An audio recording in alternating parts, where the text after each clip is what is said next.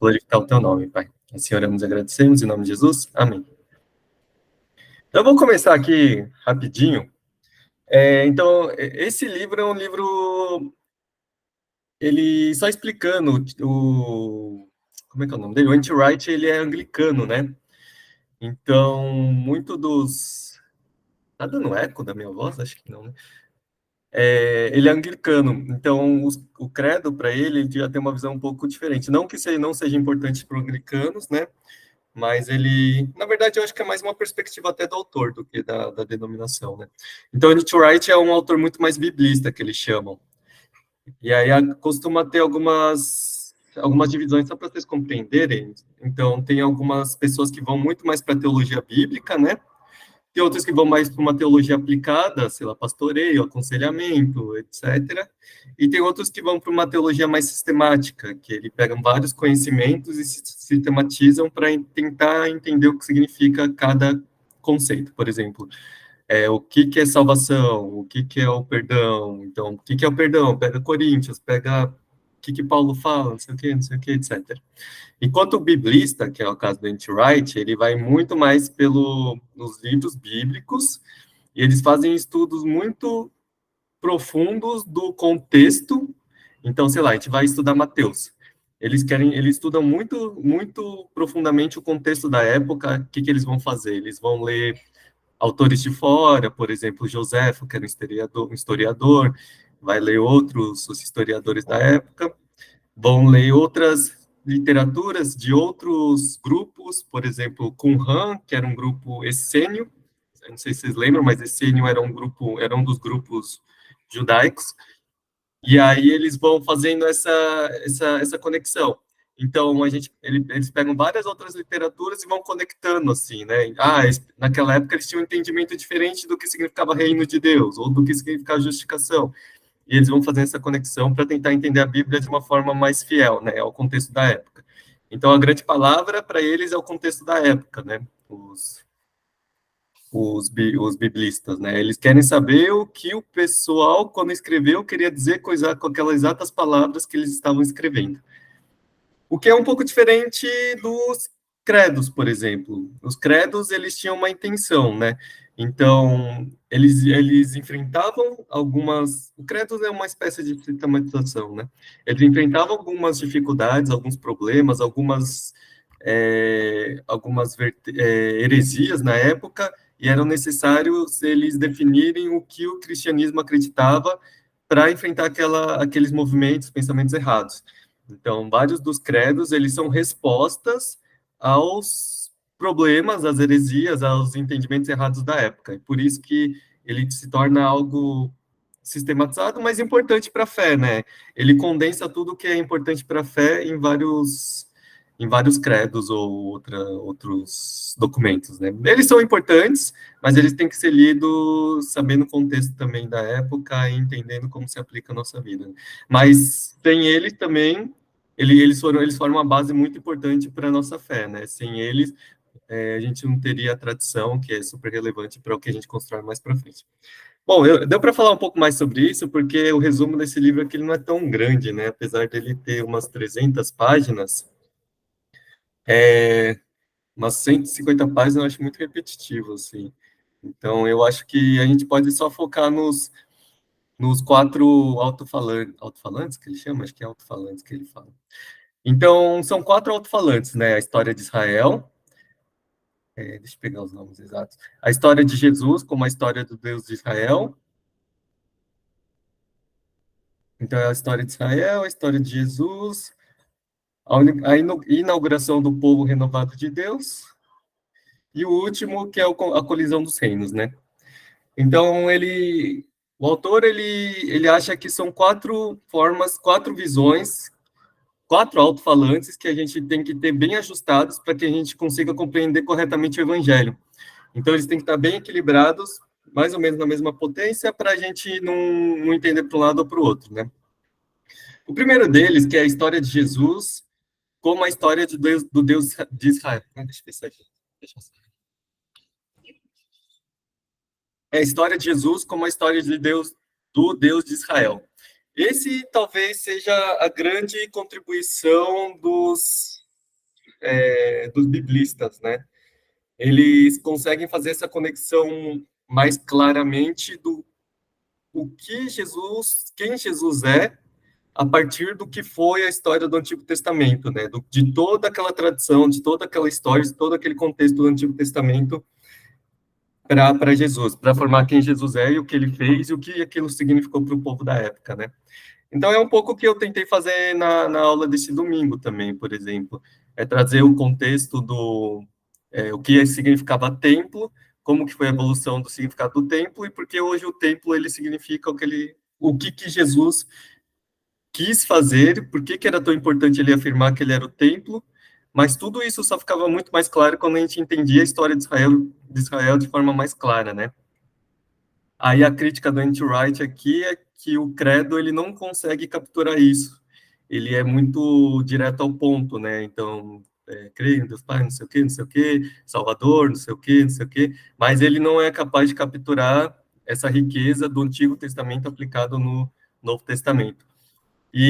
Mas claro que não vai conseguir mesmo, né? Uma declaração não consegue capturar isso aí, né?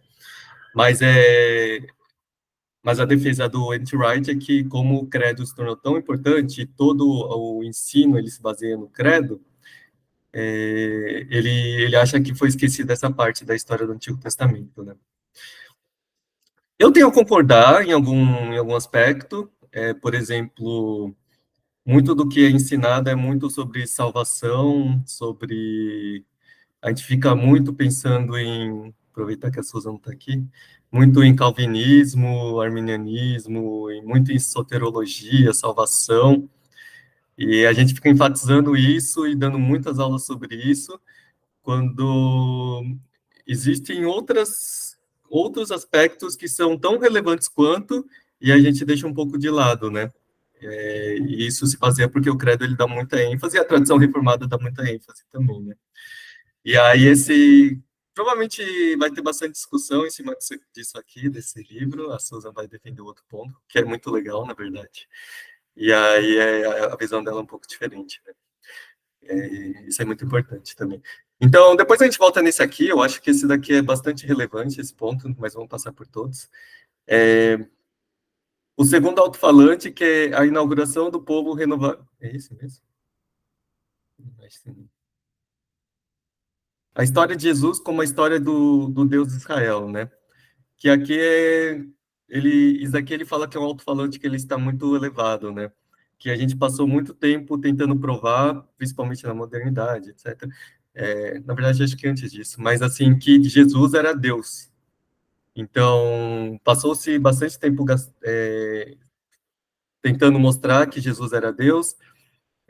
Muitas das discussões, muito do crédito estava em cima disso. Então, todo aquele conceito da divindade de Jesus, da teologia sistemática. Então, Jesus, ele é aquela cristologia muito forte, né? Jesus, ele é divino, quais são os atributos de Deus, quais são os atributos de Cristo, como que explicando a Trindade também, o que é muito importante, todos esses conceitos foram extremamente importantes, mas parece que a gente parou nisso aí, né? Então a gente exacerbou esse ensinamento e a gente esqueceu um pouco por exemplo, do alto-falante anterior que a gente falou.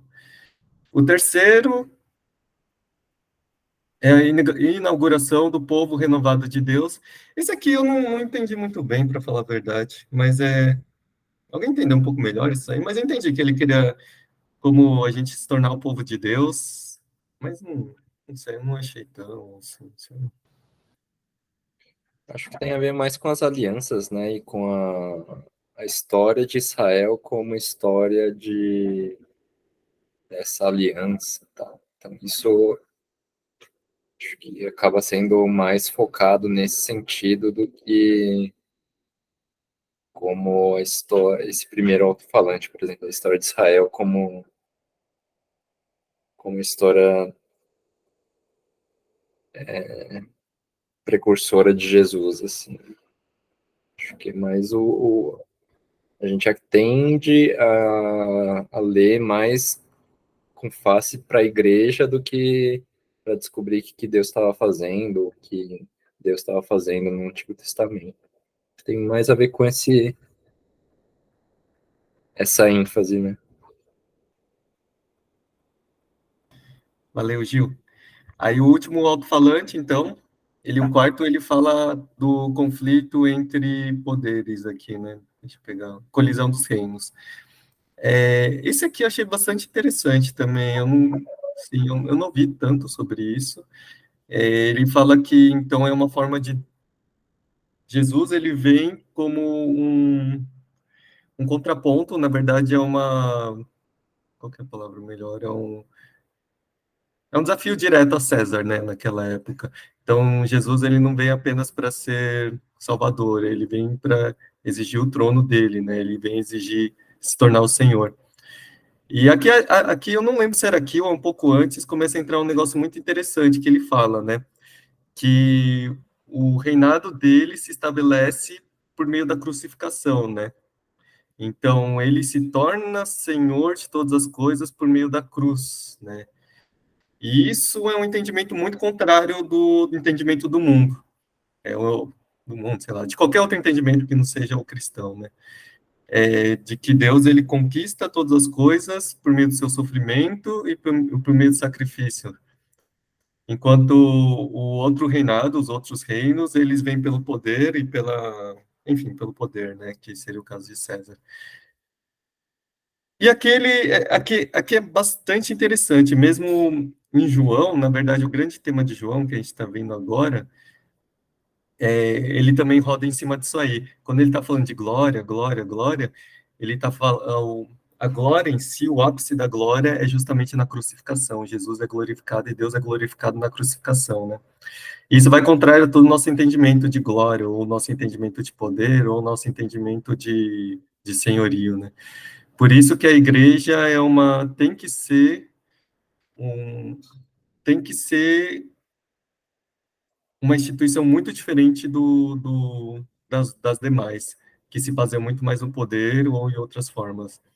A igreja, ela se baseia, tem que se firmar em cima do sacrifício e também do sacrifício, né? Acho que é um bom exemplo. Então, ele fala muito mais aqui, na verdade eu tenho várias anotações, mas eu acho que a gente pode deixar isso para discussão. Tem mais alguma coisa que chamou a atenção de vocês enquanto isso? Só para ir compartilhando. Deixa eu pegar meu celular aqui, eu já volto. Deixa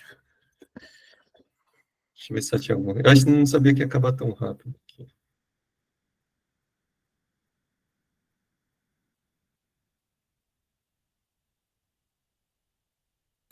Então, Roda, explica mais do credo apostólico para a gente. Então, o credo, ele é que eu acho que tem que dar uma equilibrada no que ele fala, né? Ao mesmo tempo que eu acho que ele tem uma boa parte de razão aí de que a gente se baseou todo o nosso ensino em cima do credo, né? Vou pegar o credo aqui. Não todo o nosso ensino, né? Mas boa parte. Mas ao mesmo tempo ele foi muito importante. O credo escrito.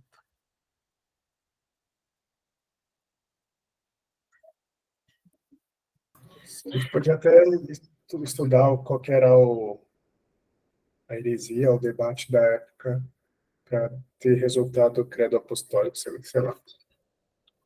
Não sei se é interessante fazer isso.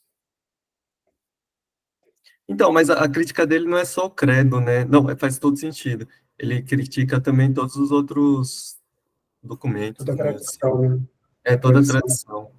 Tradição reformada. Que aí ele enfatiza tanto... Cadê? Não tem um credo, faço aqui.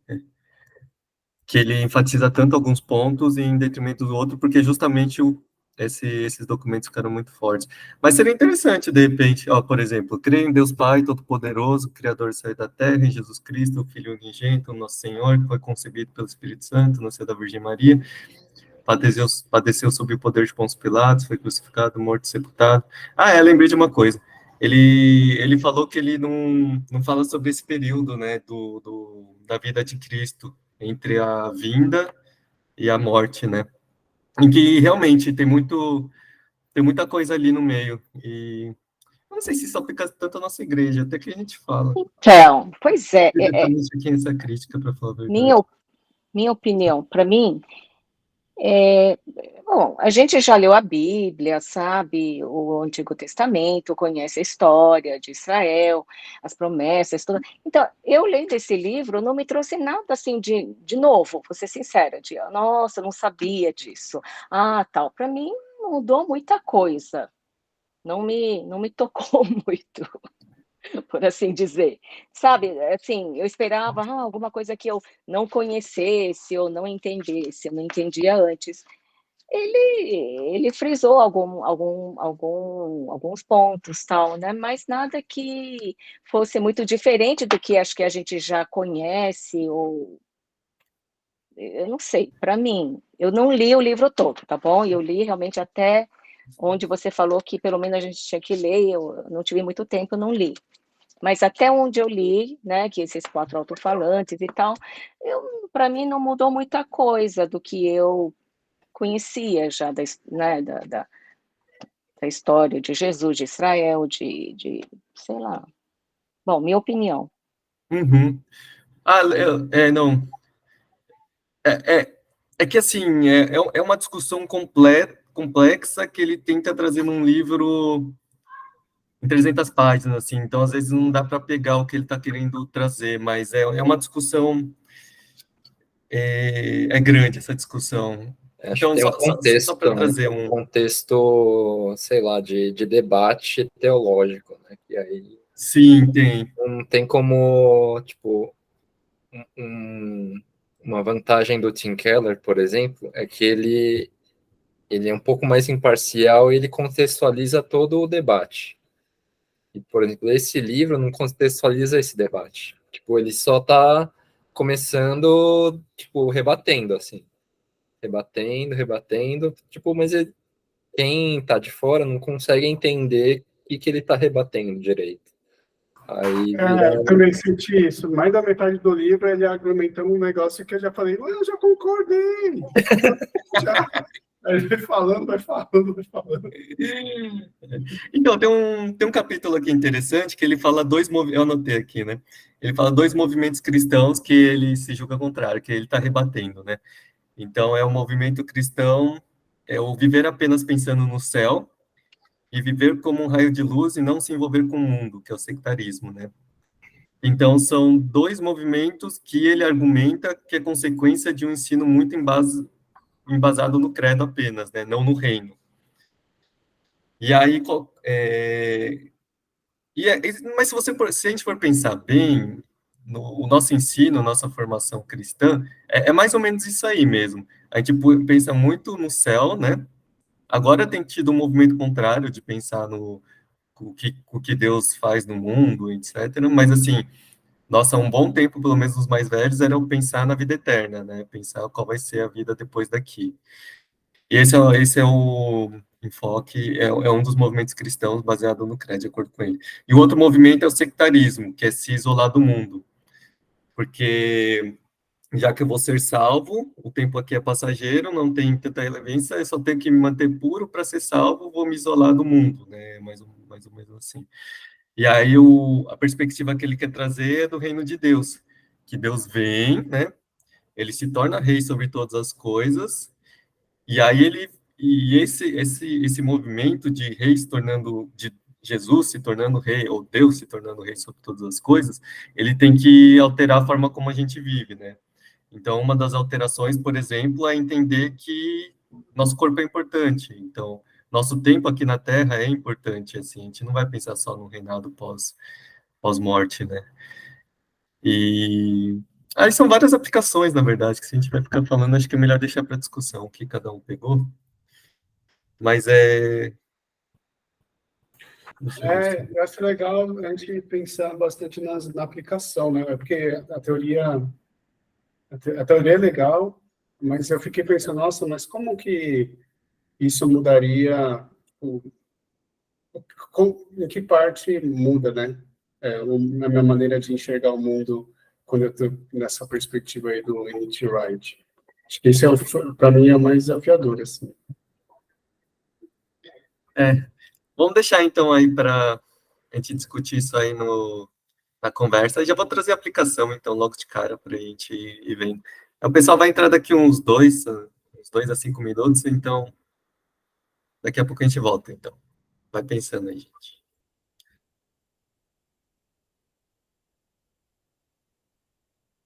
Vou pegar uma água aqui.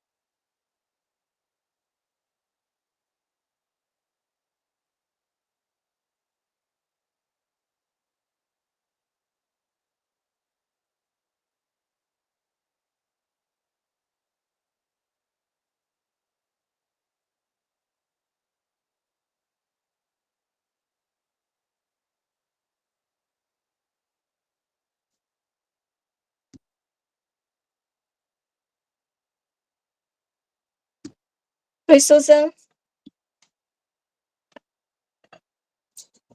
Oi, tudo bem? Tudo e você? Também. Tá todo mundo Mutado, não sei quando vai começar, tudo esquisito. Nossa. Teve uma esperando pausa você. Ah, estava esperando eu? Então, Sim. desculpa. Nossa, eu falei, gente, que sala de pessoas totalmente escondidas. Cadê todo mundo? Meu Deus do céu. A gente estava esperando você para discordar de mim. Ah, meu Deus do céu, tô sendo pessoa má. Ó, Senhor. Vai ser bom esse livro, vai ser boa a discussão.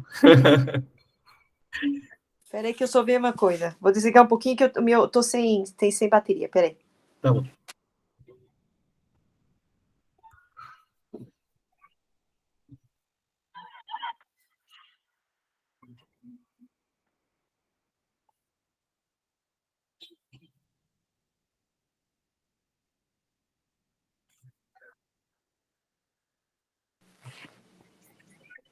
Peraí, agora não quer virar isso aqui. Ai, meu Deus. Como é que eu faço agora? Pronto, desculpa, eu tava sem bateria, coloquei para carregar. Tranquilo. Então vamos começar, eu acho que talvez o Tauê entre, a pastora não vai poder, algumas pessoas elas estão muito ocupadas, então elas pediram para dar um tempinho, mas elas talvez ouçam a discussão depois. Quer começar com uma oração, Susan? Aí a gente Ok. começa. Querido Deus, obrigado por esta noite. Sei que muitas pessoas não estarão, mas que no futuro elas possam aproveitar dessa discussão. Oro para o nosso grupo, pelas pessoas que estão buscando as palavras que provém do Senhor, mesmo que seja por forma de livro e não da sua escritura. Oro para que o Senhor conduza para que o Rondinha possa nos esclarecer e dar mais iluminação àquilo que o Senhor quer que nós aprendamos da tua palavra. Oro em nome do Senhor Jesus Cristo. Amém. Amém. Então, para começar a discussão, eu acho que uma coisa que o Léo falou que foi bem interessante é que o que a gente pode tirar de prático desse livro, né? Então, eu acho que a gente pode começar pensando o que marcou você durante a leitura, mas trazer o que isso muda na sua vida, o que muda na igreja. Ou que não muda, né? Se descortar bastante.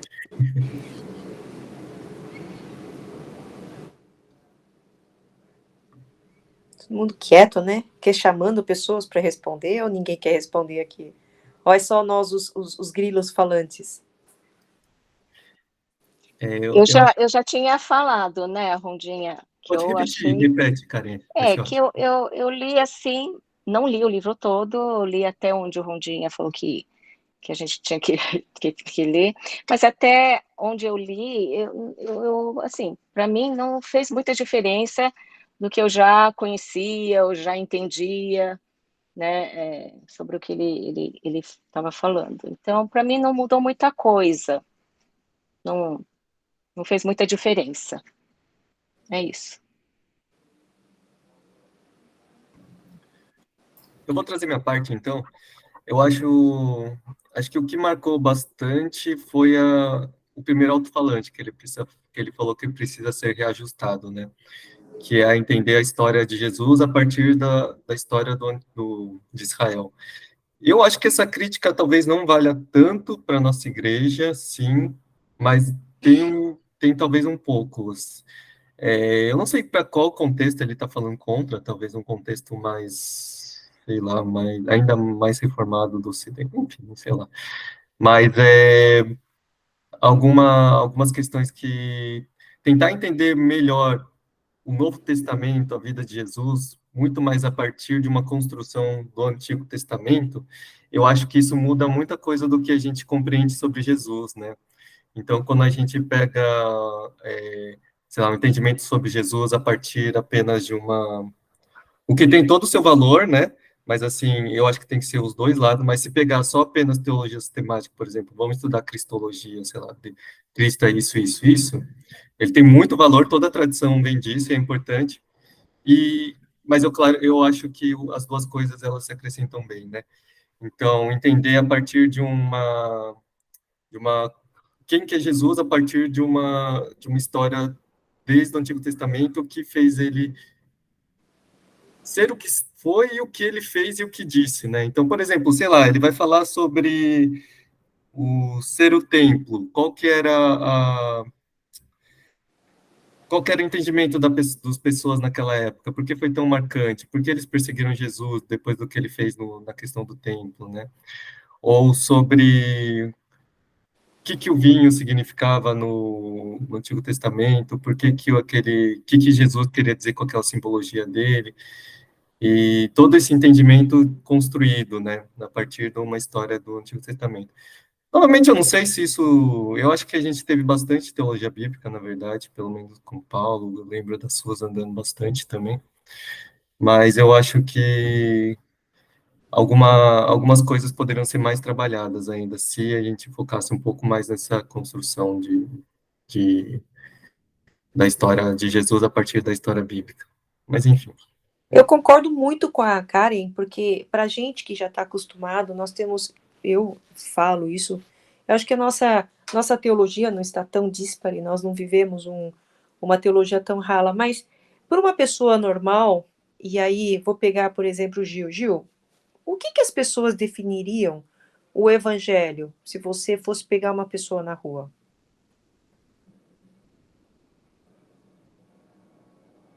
Tá mutado, Gil. Tá mutado.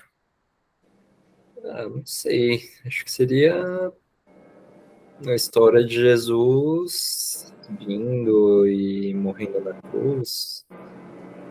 Eu vou então ser mais chata. Pergunta para uma pessoa, por exemplo, hoje, que, por exemplo, cresceu nesse mundo, e você pergunta quem foi Jesus para você. O que essas pessoas responderiam para você?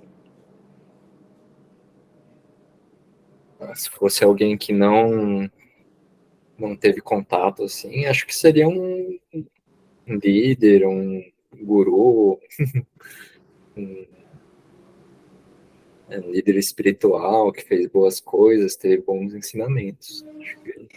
Então, se você pensar o livro do N.T. Wright escrito para esse grupo de pessoas que tem preconceitos muito formulados, o livro é fantástico. Ele fala dos 4 volumes, como são. Mas para nós, de fato, eu concordo, esse livro não tem muita valia.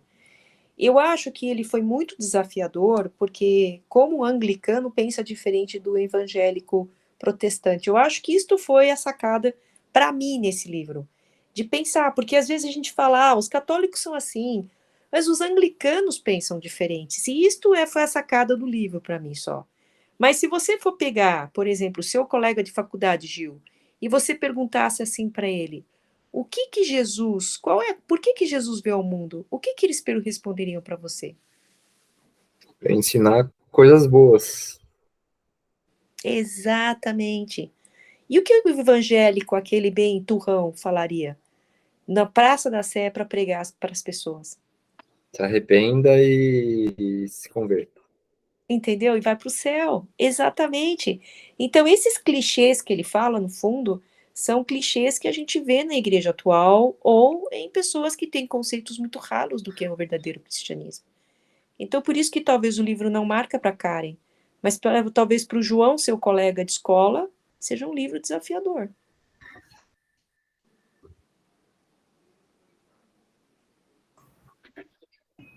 Acho que bom ponto, né? Talvez ele esteja criticando muito mais um outro movimento muito mais forte nisso aí, que talvez não se aplique exatamente para nossa igreja, assim.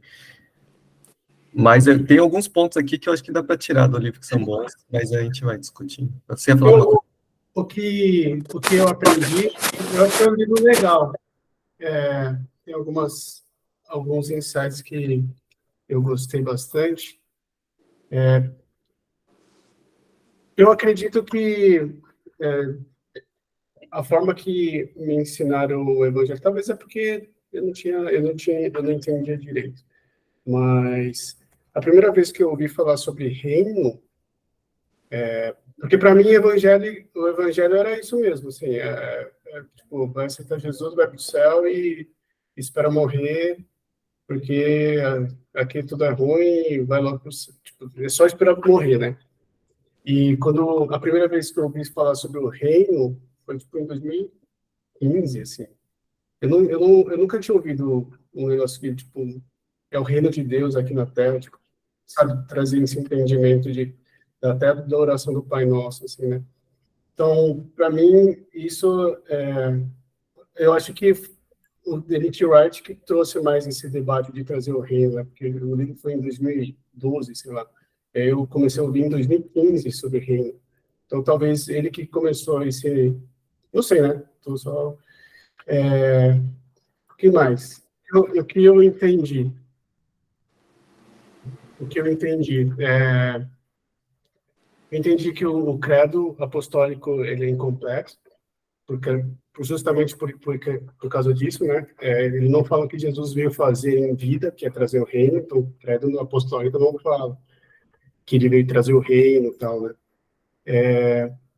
Uma coisa que eu achei muito interessante, vocês podem me corrigir se eu entendi errado, né? Mas ele fala muito de que a gente não pode usar a tradição reformada para meio que amarrar o evangelho. Ele fala que o evangelho ele é muito maior do que os credos, né? Então, a gente tem que ler os credos a partir do evangelho. Então, o evangelho expande o que é o credo. Eu achei interessante falar que, por exemplo, ele fala muito da tradição reformada, né? Porque acho que ele deve ser de outra linha, ele não é reformado. Mas ele diz que, por exemplo, o que eu aprendi do catolicismo, uma das grandes críticas do catolicismo é que eles dão a tradição para eles é tão importante quanto a palavra, né? Então, e ele meio que eu entendi que o N.T. Wright ele vem e critica isso dos reformados também. Ele fala que a tradição reformada às vezes pode se sobrepor ao que a palavra mesmo fala. Então, eu fiquei, nossa, que interessante isso, nunca tinha pensado nisso. E outra coisa que ele fala é que é muito importante a gente entender o entendimento dos primeiros cristãos acerca do que eles entenderam do cristianismo, dos ensinos de Jesus, né? Então, quando a gente... São 2000 anos de história. Quando a gente não estuda o que os primeiros cristãos entendiam, que foram os judeus convertidos e tal, a gente perde muito, né? E aí eu fiquei pensando, nossa, isso é muito interessante. Que é um pouco do que você falou, né, Wanda, de que a gente não entende muito do que é o Messias para o judeu. Né? Quer dizer, eu não entendo, né? Então, eu acho que tem um significado muito mais profundo do que talvez a gente entende. Então, eu fiquei pensando bastante nisso, de que talvez o significado do Messias para os judeus é um negócio que é muito importante a gente entender, e talvez a gente não tenha sacado um pouco disso. Outra coisa é que é mais ou menos o que você falou na IBD, né? De que o Evangelho, eu achei muito legal essa frase que ele fala de que Jesus ele foi entronizado na cruz. Eu falei, caraca, que louco, né? Porque trono e cruz é uma coisa... Como pode estar na mesma frase isso? E ele meio que fala que o cristianismo é um pouco disso, assim. A gente segue a Jesus porque a gente segue a cruz, né? A gente escolhe o caminho da cruz. Então, é bem diferente de um discurso meio triunfalista, né? De que, nossa, vamos buscar as bênçãos e não sei o que e tal. Mas é um pouco meio que na linha de que cristianismo é sofrimento, é cruz, né? Então, é um pouco dessa linha. Assim. Acho que foi isso. O N.T. Wright, ele tá puxando eu vejo esse livro quase como uma isca, assim, para você, se você morder, ele quer que você entre no caminho que ele defende, assim, né? É quase ele tá defendendo para você se tornar alguém biblista, assim, no fundo, né? Que é o que é quem ele é, né? E isso é engraçado, porque eu gosto então por isso que eu gostei desse livro, né? Eu gosto desse movimento, assim, ainda que eu ache que ele exagere muito na crítica, né? Eu acho ele muito forçado, mas eu entendo também. Nós discutimos sobre isso, né, antes, numa conversa que eu tive com Ronda. Ele é anglicano, né? E ele tem suas percepções sobre salvação. E a palavra propiciação é que vocês não perceberam. Ele colocou lá para provocar a gente, né? Sobre expiação e propiciação. E isto já é um prenúncio do que ele quer criticar sobre aquilo que ele acredita. Mas, Léo, eu quero dizer uma coisa. Por isso você deixaria de falar do credo?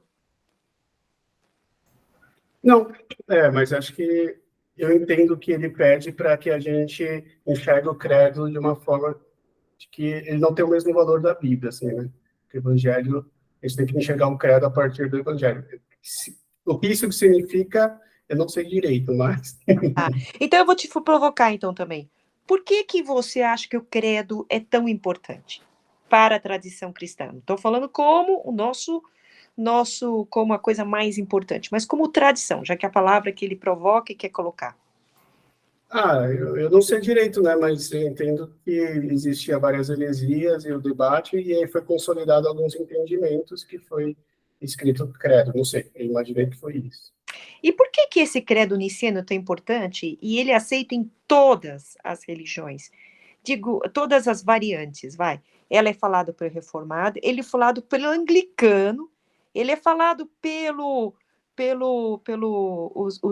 os mais, vamos dizer, não tão da linha reformada, mas ela é colocada em quase todas as nossas vamos dizer, outras linhas teológicas. Por que que esse credo, então, ela ainda é proclamada mesmo assim?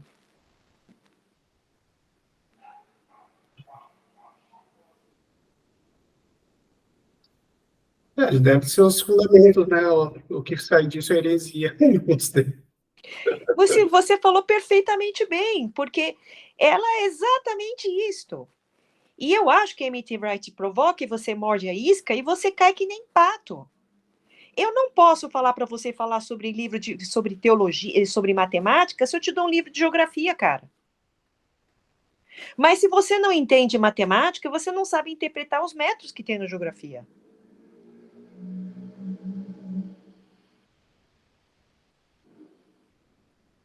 E no fundo, N.T. Wright é um sarrista. Ele é um provocador.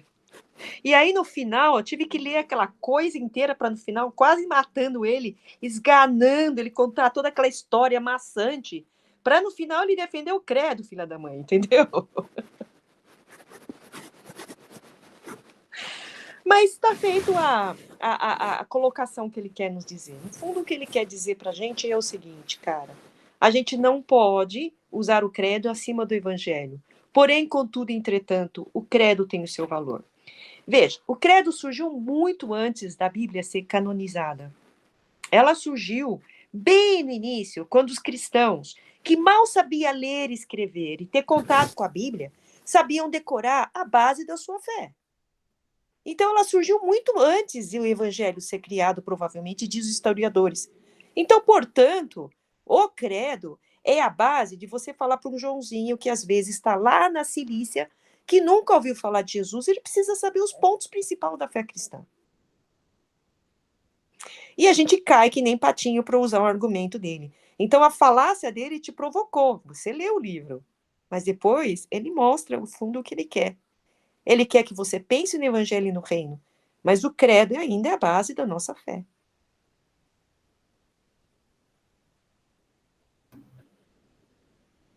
E ele foi inteligente o suficiente para não falar do credo do Calcedônia, o credo da Eutanásio, porque eles foram escritos muito depois do cânon ser consolidado. Deu para entender? Paulo sequer talvez tenha terminado de escrever os seus evangelhos, e a João talvez não tenha sequer terminado o Apocalipse, quando o credo foi, na verdade, uma compilação de coisas que foram feitas ao longo da tradição da nossa fé. Dito isso, N.T. Wright é um provocador.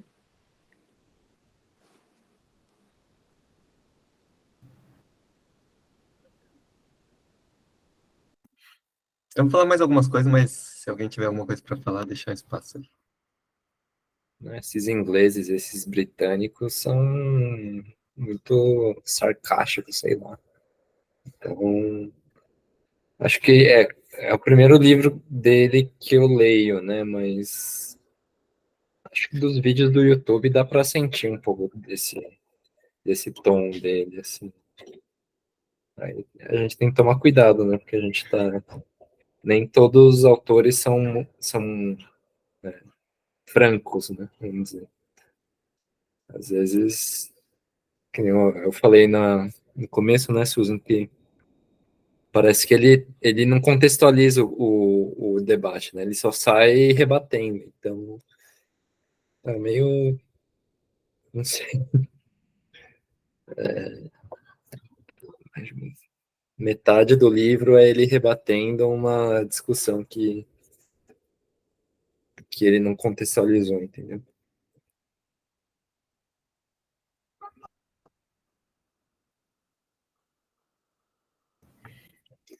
Você vai falar, Gil? Pode continuar. Acho que, no geral, eu gostei, porque eu tenho a tendência de gostar mais de teologia sistemática e de credos, enfim, né, de coisas mais teóricas, mas acho que tem um lugar, esse livro tem um lugar dele na nossa discussão sobre cosmovisão e teologia bíblica, né? Acho que para trazer a importância dos evangelhos mesmo nesse contexto que ele quer chamar a atenção aqui do reino e de como os autores pretendiam passar a mensagem que eles queriam passar, né? Não só uma mensagem de salvação para a vida eterna, mas sobre o que Jesus era e o reino dele. Mas acho que não ficaria nos meus favoritos dessa até agora, né? Os que eu li, essas rodadas de leitura. Mas acho importante, tem o lugar dele. A gente tem que filtrar bastante. Eu concordo com você, Gil, e é um livro que eu vou colocar como um livro provocador, mas talvez para o nosso contexto ele não seja tão relevante, mas para um neófito talvez seja um livro bem interessante para eles pensarem.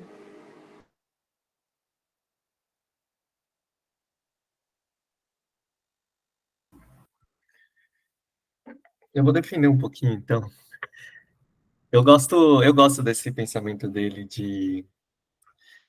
na verdade é que o que ele está fazendo é ele colocar isca para trazer toda a formação dele, né? Ele é formado ele é historiador, e aí ele decidiu estudar a Bíblia dessa forma, dessa perspectiva de historiador, né? Tem um outro livro dele muito bom, que aí ele já não é tanto assim essa isca, mas ele pega o contexto de Jesus na época em que ele veio, e ele vai aprofundando quem eram cada grupo, o que eles eram, o que faziam, de onde surgiram, porque estavam lá.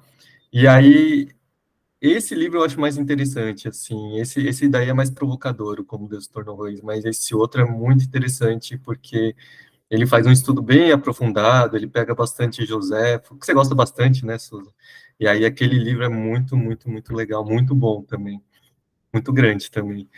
E o que eu acho a beleza, assim, o que ele está trazendo, assim, no fim das contas, eu acho que se aplica até para além do neófito, é entender o que Jesus fez a partir do contexto ou de toda aquela tradição judaica que tinha, torna mais belo o que Jesus fez e faz também. Então, você lê aquele texto com uma outra visão e aquilo se torna muito mais significativo, mais belo, mais intenso, assim, e aí você entende a reação das pessoas, e aquilo vai se tornando muito... Você fica viciado, assim, querer entender, assim, exatamente o que está acontecendo ali. E nesse aspecto, eu acho que é bastante interessante essa visão dele. Mas ele é espertinho, realmente. Ele está tentando trazer para o lado dele. Mas eu acho bem legal, assim, né, ter essas perspectivas diferentes, que nem a Susan, você, Susan e Gil, gostam de um negócio mais, assim, sistemático, algo mais condensado, assim. E eu tenho outras perspectivas, que nem você disse, eu gosto de um negócio mais teologia bíblica, um negócio mais assim. Eu acho que essa é a beleza da igreja, né? Pessoas pensando diferente, caminhando para o mesmo lugar, né? Então eu acho muito legal isso aí. Pode falar, Gil. Acho que até eu não vi muitas referências, mas as referências que ele usa, não tem muitas referências, né? Mas destoa muito dos outros autores, por exemplo, o Courinho e o Bartolomeu, eles são bem calvinistas, né? Então, todas as referências vai falar de Kuyper, de Schaeffer, de, sei lá, pessoal mais calvinista. E o N.T. Wright, ele, tipo, praticamente lutando contra Deus e o mundo aqui, né? Todos os teólogos reformados, praticamente. E Ele brigou muito com o reformado. ele sozinho do outro lado do ringue, assim. Então, tem esse... Estou um pouco dos outros livros, né? Porque a gente começa a situar um pouco as referências que a gente coloca. Às vezes eu coloco algumas citações. E o N.T. Wright, ele, tipo, ele ele não converge em nada, assim, com essa teologia bíblica calvinista, vamos dizer. Então, ele vai para outros rumos, assim. Gil, eu vou te contar uma fofoquinha, tá? Ele é anglicano, não esqueça disso, Gil. Uhum. E John Piper teve uma briga homérica com o N.T. Wright. E o N.T. Wright botou o John Piper para correr com o rabo entre as pernas. E sabe quem defendeu? Sabe quem defendeu o John Piper? R.C. Sproul foi a pessoa que conseguiu defender o John Piper. Então você vê que essa briga, debaixo desse livro, por isso que eu falo que ele é malandrinho e espertinho. Mas eu não quero entrar nessa briga, porque senão a gente vai entrar num assunto muito espinhudo. O que eu acho, assim, o livro tem o seu valor, você tem razão, ele como anglicano, ele não vai defender uma teologia reformada, e ele, na sua forma de ser, ele tem um brilhantismo porque ele é acadêmico. Então ele coloca, por isso que o livro dele às vezes é tão difícil de você ler. Ele coloca primeiro as teses dele, então ele coloca uma introdução, ele coloca a tese, depois ele faz a sua metodologia, depois ele faz a sua descrição, discussão, e depois ele começa com conclusão. Então essa é uma tese assim, clássica de uma tese, só que embutida numa forma de um livro, entendeu? Só um pouquinho, gente, eu vou ter que sair, porque alguém está... Peraí, continua, tá? Aí, trazendo de forma prática, assim, o Léo, que estava falando, eu acho que... Peraí, rapidão, Ronda. Por que esse livro aqui está na lista de revitalização? Eu não entendi. Boa pergunta, né? Assim, quem fez foi o Ito. Eu vou tentar ler a apostila. Eu pensei nisso agora, nessa reunião. Por que ele está fazendo aqui? Nossa. Mas enfim, eu vou dar uma lida lá na apostila. E, aliás, depois eu falo sobre a apostila. Mas, assim, de forma prática, é porque esse livro realmente não é para ser prático, mas ele traz um mundo novo, né? Então, ele traz uma outra forma de você entender a Bíblia, que aí se torna prático, né?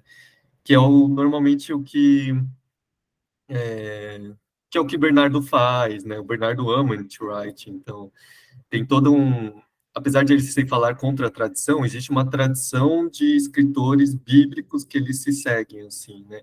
Então, existem outros autores, que foi o que eu falei, o Bill, o Balkan, então, esses aí, eles vão mais essa linha bíblica, né, que é... Eu tenho uma dúvida. Eu pensei agora, não sei se não tem nada a ver. Será que eu posso estar falando uma grande besteira, né? Aproveito que a Suza não tá aí. Eu aproveito que a Susan não está. Mas eu fiquei pensando, será que esse livro não está na revitalização porque a teologia sistemática é um pouco, como se diz, da cabeça antiga, e a teologia bíblica é um negócio mais da pós-modernidade? Ou não? Não tem nada a ver. Eu acho que não, na verdade, ele sempre, a teologia bíblica e a sistemática, elas sempre existiram, né, sempre foram paralelas, assim. Mas de fato, talvez a sistemática esteja perdendo um pouco, assim, de força ultimamente, pelo menos entre não sei, os professores, né, os professores já não enfatizam tanto, assim, mesmo. Pelo menos o que dos servos, né? E eles Temática é trazem bem puxada pro racional, tipo, isso. pessoal mais baby boomer, assim. Aí os mais novos são da mesma pegada. Fala aí, Gil. Dá para me ouvir? Aham. Boa. Então, eu acho que é um livro que é muito bom para a vida nova. Não sei, assim, tudo bem, né? A gente pode até falar que a gente, não, né? Concordo com o Nietzsche Wright. Nas primeiras páginas ele já tinha me convencido de que não era o Jesus do credo, mas, né? O Jesus, o Deus Rei, e tudo mais. Só que, sei lá, se for olhar para a prática da igreja, não sei o quanto Cristo é rei, né? Se a gente for olhar para o que a gente busca, para as nossas pregações, para a forma de ensinar para as nossas crianças como se vai para o céu, sabe assim? Não sei se, né? Talvez tipo, seja um discurso que a gente aceita num nível cognitivo, mas na prática, né? E aí? Parece que é uma coisa que a gente, na verdade, precisa ouvir, sim, e precisa, sei lá, colocar em prática. Para mim, essa coisa de pensar que Jesus, ele, né, ele se tornou rei, não ele se tornará rei, é bastante impactante, né? Então, quando você vai orar, quando você vai pensar, e quando você vai pensar no tipo de atividades que a igreja vai enfatizar, quando a gente vai pensar no tipo de liturgia, quem a gente vai tentar atrair, né? Por exemplo, assim, uma das coisas que o Fabito está trabalhando junto com as igrejas chinesas nessa coisa da revitalização, que é a transição das gerações, tudo mais. Acho que quando você pensa numa igreja que, né, que Deus está reinando, que vai trazer o reino, aí fazer essa transição faz muito mais sentido, né? Porque se eu for pensar numa coisa mais da divisão, né? Tipo, secular profano, vida eterna lá no céu. Aí, meio que tudo bem, a gente mantém o pessoal mais velho, né? O pessoal mais tradicional, taiwanês, a gente só, né, tipo, faz uma igreja para eles. E acho que não é o que a Vida Nova está fazendo, mas a gente está no meio desse caminho, assim. Acho que não sei se está indo tão liso assim para a gente pensar nesse livro como, não, né? Tipo, é uma matéria que a gente já sabe e bola para frente, vamos para os próximos. Só pegando um pouco também a onda, eu acho que talvez um dos motivos da gente pensar muito, não pensar tanto em cuidado, sei lá, da natureza, ou algo que a gente já discutiu agora, ou cuidar do nosso corpo, ou às vezes é muito um fruto da gente pensar muito sobre a eternidade, né, e pensar menos sobre reino. E então talvez uma coisa prática. Tá fazendo muito barulho aqui, peraí.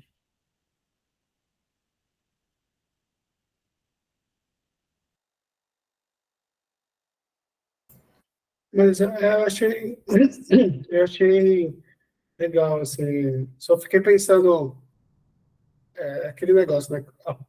Qual que são as implicações disso, assim? Tipo, beleza, Jesus se tornou rei, é o que o livro fala. Quais que são as implicações disso no ensino da igreja ou na vivência, assim, né? Bom, eu não sei. Vocês entenderam, eu acho.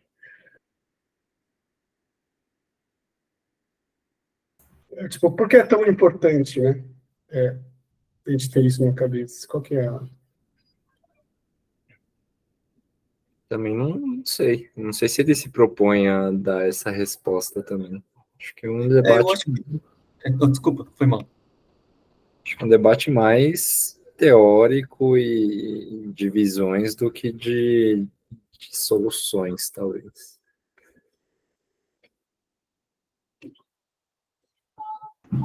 Aquilo lá é um negócio que ele traz para depois ele para continuar, você tem que sair lendo os livros dele, né? Uma coisa assim, é um negócio inicial, assim.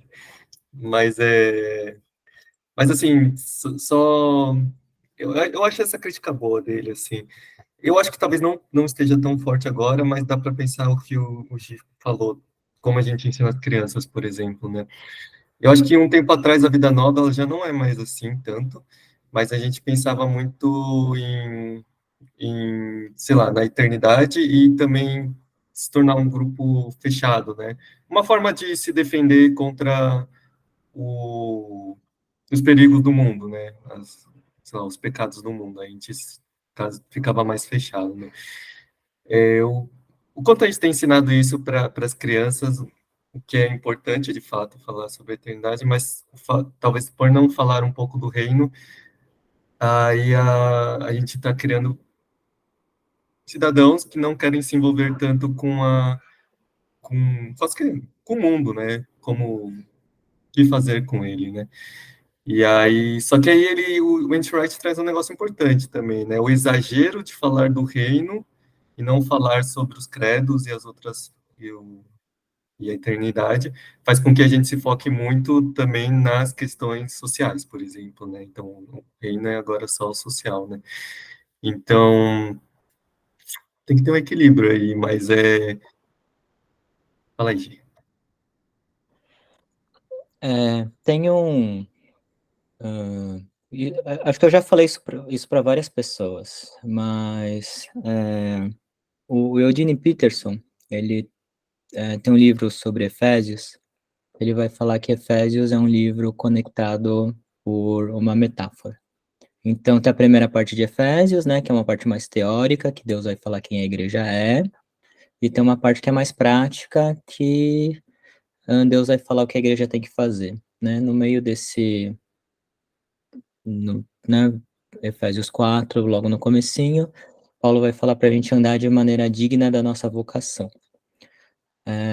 Essa palavra que foi traduzido como digno é a palavra eixo, né? A palavra que eixo, no caso, é a peça que fica no meio da balança de pratos, né? Então, naquela balança de pratos, o que equilibra um lado e o outro, né? O peso e aquilo que você vai tentar medir é esse eixo, esse axios, né? Isso que é ser digno. Então, meio que ele vai argumentar que andar de maneira digna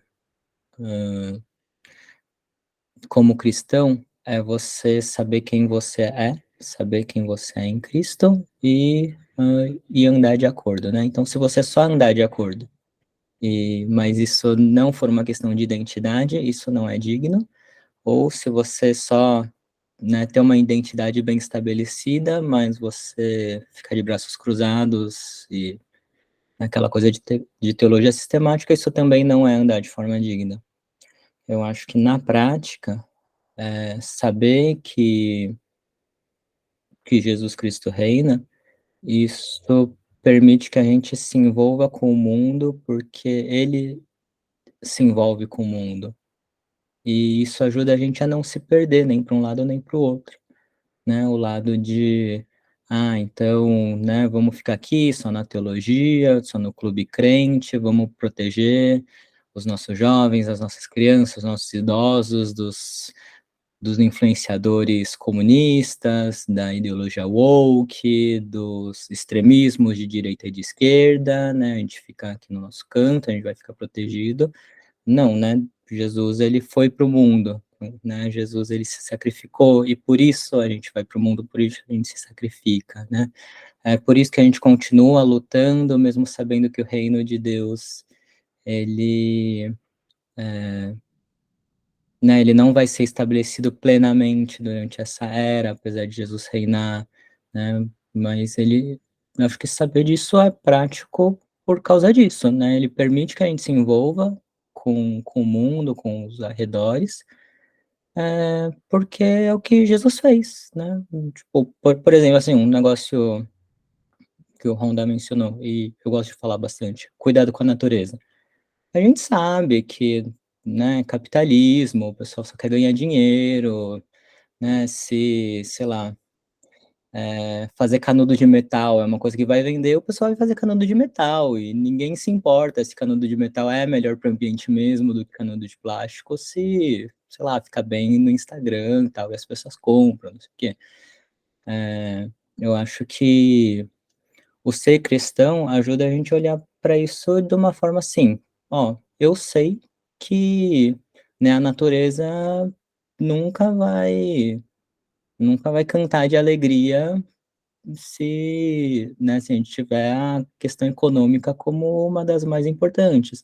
Mas mesmo assim, vale a pena reciclar, mesmo assim, vale a pena reutilizar, mesmo assim, vale a pena, né, ter isso na cabeça quando a gente for escolher os nossos representantes. Por quê? Porque é uma coisa que Jesus faria, porque é uma coisa do reino deles, sabe assim?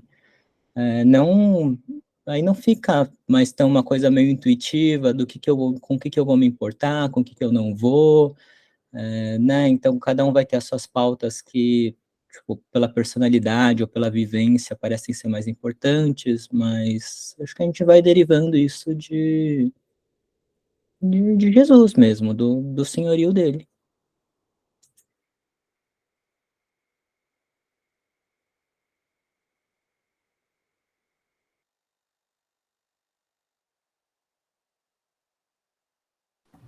Eu perdi um pouco, que eu tive que, estava tocando a campainha.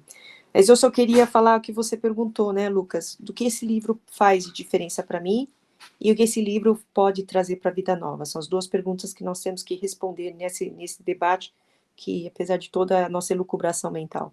A primeira coisa que eu quero dizer é que, primeiro, apesar de eu sou de uma igreja reformada, eu não quero dizer que eu não aprecie muito a igreja anglicana. Senão nós não teríamos os grandes John Stott. Eu jamais poderia ler um John Stott, porque é um dos anglicanos que eu mais gostaria de apreciar. Eu jamais gostaria de ler o Aleph McGrath, porque é um dos caras que eu acho que é um dos mais inteligentes teólogos que tem na face da Terra. E ele é sistemático, antes de mais nada, tá certo? Então, o que eu quero dizer é o seguinte, é que a gente não deixa de apreciar os nossos irmãos em Cristo, independente da sua linha teológica. Cada um tem que defender o seu. Isso é o mais importante. A igreja presbiteriana tem a nossa tradição. A tradição não é acima do evangelho, como o evangelho não é acima de Cristo. É isso que eu quero dizer. Cristo é maior que o evangelho, mas o evangelho é maior que o credo, entende?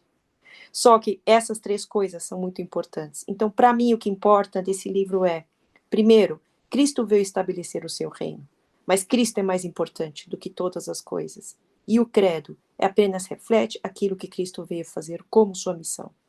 Esse livro pode ser que para alguns de aqui é chocante, para os outros não é chocante, porque para a gente já é estudado.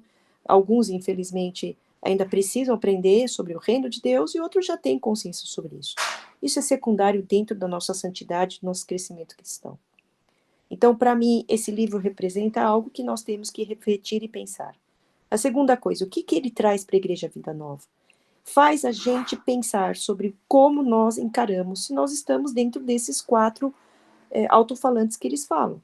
Levamos em consideração Jesus histórico, levamos em consideração o Jesus que veio nos salvar, levamos em consideração o rei que veio trazer a soberania e nós somos seus servos e somos servidores dele, e vivemos para uma salvação saudável, não aquela que a gente deixa nos livros do inferno. E eu acho que isso, Igreja Vida Nova, tem que ser confrontado. Então, nesse contexto, eu acho que são as respostas que eu daria para as duas perguntas.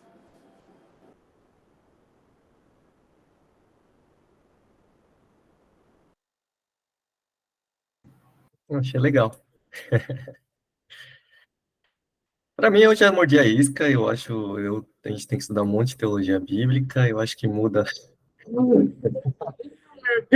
a cabeça, muda tudo, muda a prática, mas aí isso não dá para ficar trazendo exemplos, porque foge muito do livro aqui, mas o que eu tenho estudado é bastante prático, mas é outra conversa. A gente conversa depois lá.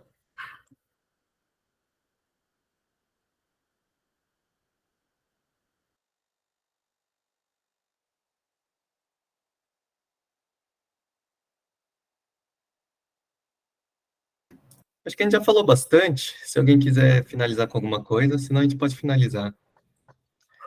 O próximo livro é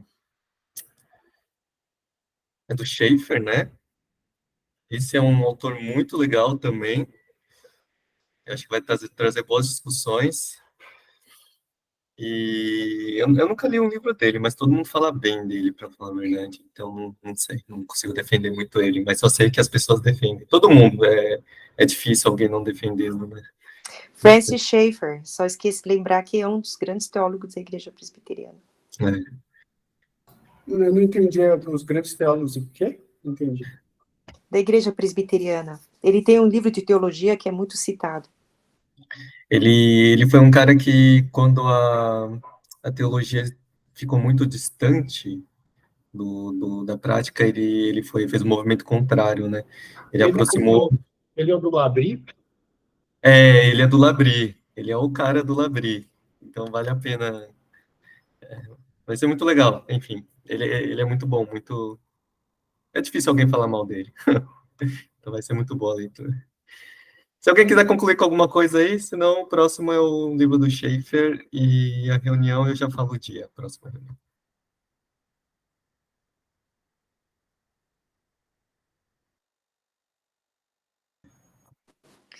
Se ninguém tiver, Lucas, você termina com uma oração e depois você marca no grupo um dia pra gente, dá um mês pelo menos pra gente estudar o próximo livro, né? Tá Ele é ótimo, um pode pouco ser. mais denso, né? Ele é denso, esse livro aí. Tá bom, vou terminar com uma oração, e eu percebi que eu apaguei as datas, vou ter que ver de novo. Senhor Deus, queria agradecer por mais essa conversa, Pai.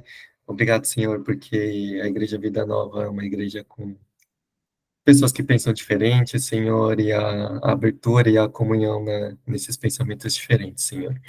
Que sempre exista muito respeito, Pai, por todas as diferenças, mas que também haja compreensão da nossa tradição também, Senhor Deus. Que o Senhor guie nossas vidas, guie nossa igreja, que a gente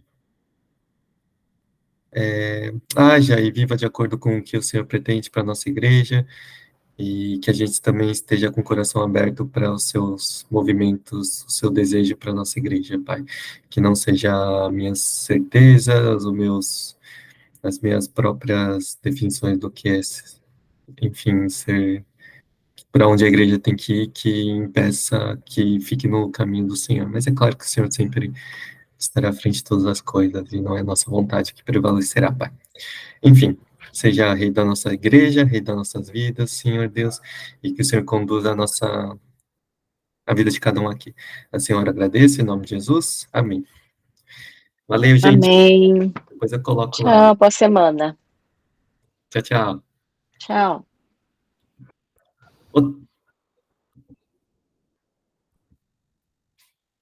Então, aí, você consegue parar a gravação? Ou não sei se é o Tchali, nem sei para quem vai essa gravação aí.